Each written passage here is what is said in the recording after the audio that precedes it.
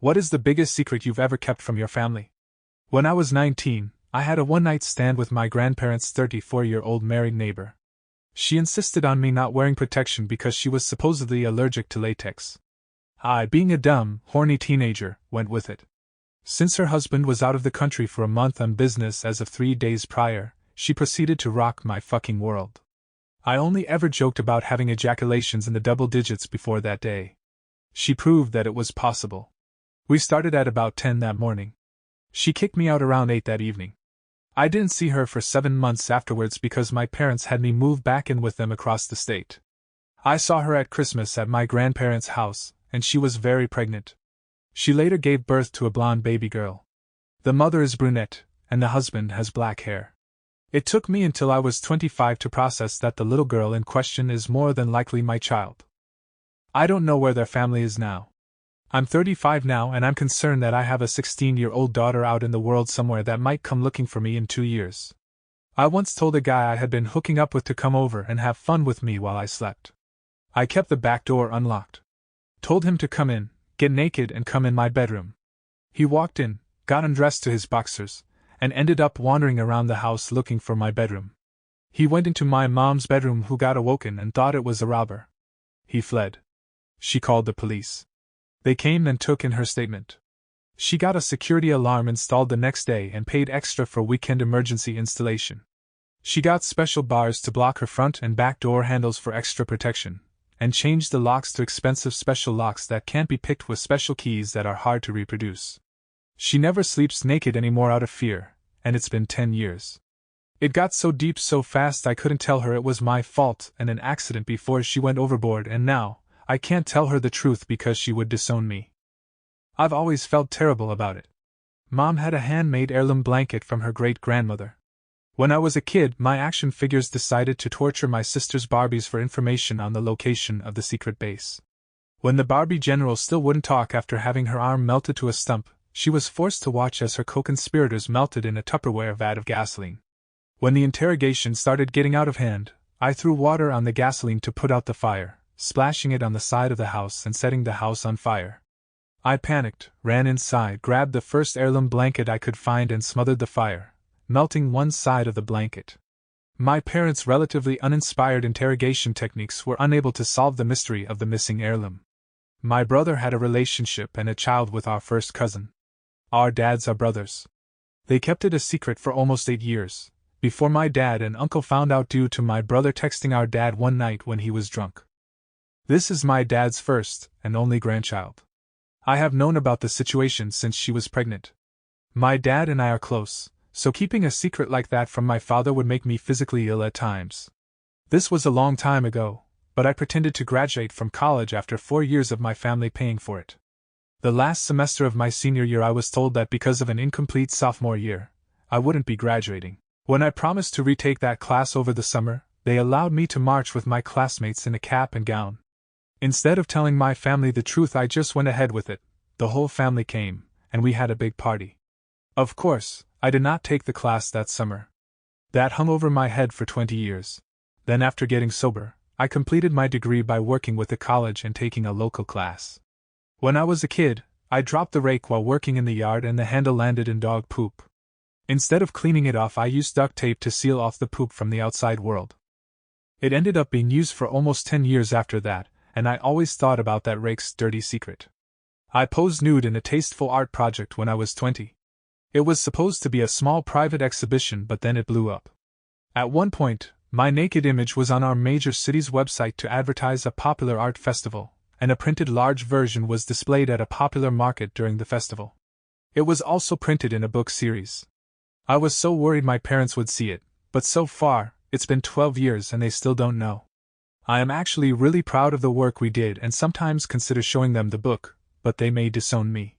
So, my brother and I saw the movie Alien as a kid, and we were super intrigued by the flamethrowers. In a feat of idiotic, 13-year-old brilliance, we determined that a super soaker filled with hairspray with a butane lighter strapped to the front might actually work the same. To our utter shock, it did. Shot 20-foot streams of sticky flame. We were just overjoyed. Until the flame hit the side of the house and caught it on fire. So, we race over and between my shirt and the water hose, We managed to take it out, but there's a large dark spot on the side of the house. So, we disassemble and clean out the flamethrower and keep quiet about it. 30 years later, we're eating dinner over at our parents', and Dad says they painted the house and finally got rid of that weird dark spot. We tried to not laugh out loud. Honestly, how do kids survive childhood? We're all idiots. I gave $10,000 to a woman overseas I met online so she could leave Egypt and study in Germany, despite being pretty broke at the time. She did actually go study in Germany, and I met her there. A few years later she paid me back. Yes, there was a bit of romance at one point, but it didn't last long. We're still close. My dad has always had a lot of guns, both for hunting and as a hobby. Because of that, he was adamant about teaching gun safety to my brother and me. We grew up with them around the house, although they were almost always locked up when my dad wasn't around to supervise. One day when I was young, probably around 10 or 12, my parents went somewhere together, so my brother and I were at home alone. I was playing in my room, and I heard a gunshot. I ran downstairs to find my brother holding a pistol and looking absolutely terrified. I can still remember his face, mine probably looked the same. What had happened was that he had been goofing around downstairs and found a gun that my dad, for whatever reason, had forgotten to lock away. Being a kid, he had decided to play with it. He knew how to turn the safety off, how to fire, how to aim, we both did, and while playing, he had accidentally pulled the trigger. The bullet had ricocheted off the floor and blown a hole in the living room wall, clear to the outside of the house. Both of us knew exactly what could have happened, and in an instant we both realized exactly what was going to happen if my dad ever found out. We worked together to cover up the dent in the floor with furniture and a rug, under the guise of having cleaned the living room, and then we patched up the wall both inside and out, rearranging more furniture to cover the patch. We both swore we'd never tell anyone. As much as we loved to get each other in trouble, we knew this one was bad. My mom found out years later when she finally found the hole in the vinyl siding and my brother confessed. My dad still doesn't know. My brother has been much more serious about gun safety since then, and now has a collection of his own that is locked up to a near paranoid degree. Be careful with your guns, guys. Everybody involved in this knew better, and the worst still almost happened. For 4 years I hid the fact that I ran a Dungeons & Dragons campaign from my ultra-right-wing conservative grandparents. They lived close by and were the ones who raised me, so we saw each other often.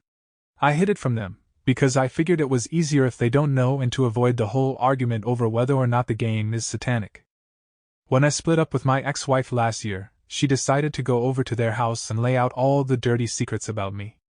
I guess she thought she would have some sort of revenge by turning them against me. What amused me was how badly her plan backfired. My folks called me and said, in a nutshell, "Hey, we're disappointed you didn't feel like you could share that with us, but we get it. We always knew you were very creative and are glad you found an outlet for it. We'd love to hear the stories sometime." I was going into senior year of high school in 2000 when my family went away on a quick end of summer vacation. I worked as a lifeguard and had a dog, so I stayed home. My uncle's father passed away while my parents were away. Cell phones barely existed back then, so whoever was making the calls to let everyone know of his passing and about funeral arrangements was calling houses directly. We must have been left off the list because I never got the message to relay to my parents. They probably could have ended their trip early if they got the message or at least called to offer support to my aunt and uncle, but since there was no message to relay, they were unaware of his death and did neither of those things. They insisted we had to have gotten a phone call. My parents asked me, I told them we didn't, and my parents said that they were a little upset they were left off the list in the first place.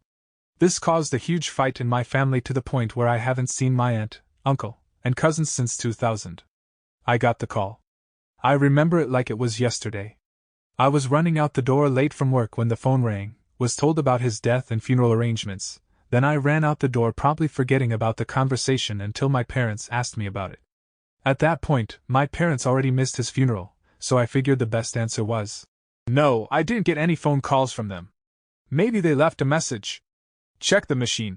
I didn't realize it was going to turn into a 23-year feud, and by the time I realized it was a feud, I knew I was in too deep to come clean. When I was 11, I was pulled into a riptide after a hurricane when the beaches were closed. I almost died. I just wanted to feel the water, but before I knew it, it was up to my knees, then to my chin. And before I knew what happened, I was 100 feet offshore. Talk about terrifying. feeling that deep cold water and strong current pulling me away. When I finally gave up, and accepted I was going to die alone in the ocean, and that my parents would never know where their missing child was, I remembered you have to swim diagonally. When I finally felt the sand, I was clawing with my hands and feet to escape the ruthless ocean. It was and still is the biggest physical struggle of my life. I came back to the hotel soaked, but they never knew or asked what happened. I finally told my mom, 20 years later, and she still was traumatized by it.